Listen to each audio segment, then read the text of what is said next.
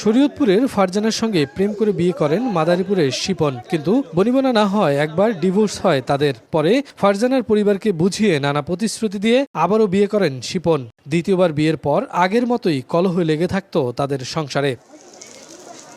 শনিবার গ্রাম থেকে ফিরে রাজধানীর কলাবাগানে স্ত্রীকে নিয়ে শ্বশুরবাড়িতে উঠে শিপন। রাতেই তাদের মধ্যে বাধে বাগবিতণ্ডতা। শাশুড়ি ফিরোজা বেগম বাধা দিতে গেলে শিপন স্ত্রী ও শাশুড়িকে ছুরিকাঘাত করে। এতে ঘটনাস্থলে স্ত্রী ও ঢাকা মেডিকেলে চিকিৎসাধীন অবস্থায় শাশুড়ি মারা যান। স্বামী স্ত্রীর ভিতরে কিছু হইব জন্যই যে বউরে মারিয়া লাইব, শাশুড়ির মারিয়া লাইব, এটা কোনো কথা? বিচার না হইলে এই দিন দিন এরকম দুর্ঘটনা ঘটতেই থাকবো, তাহলে আমরা ওর বিচার চাই।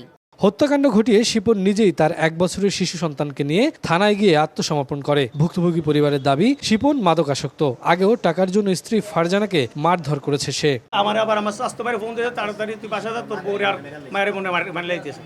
আমি রিক্সালের দোকান আসি, আইসা থেকে মেয়ের ডেট এমনি দিছে, বউ একটু কোনো রকম দম সারতেছে, আমি এই লয়ে আমি ঢাকা মেডিকেল গেছি। পুলিশের ধারণা, পারিবারিক কলহের জেরেই হত্যাকাণ্ডের ঘটনা ঘটেছে। তদন্ত করে ব্যবস্থা নেওয়া হবে বলে জানিয়েছে পুলিশ। পারিবারিক কলহ নিয়ে গন্ডগোল লাগে। স্বামী খুবই রাগান্বিত হয়ে তার স্ত্রীকে প্রথমে ওই তরকারি কাটা চাকু দিয়ে স্টেপ করার পরে তার স্ত্রী ঘটনাস্থলেই মারা যায়। আর তারপরে শাশুড়িকে স্টেপ করে। আমরা কাজ করছি এটা নিয়ে, আমরা আরও তথ্য সংগ্রহ করার চেষ্টা করছি।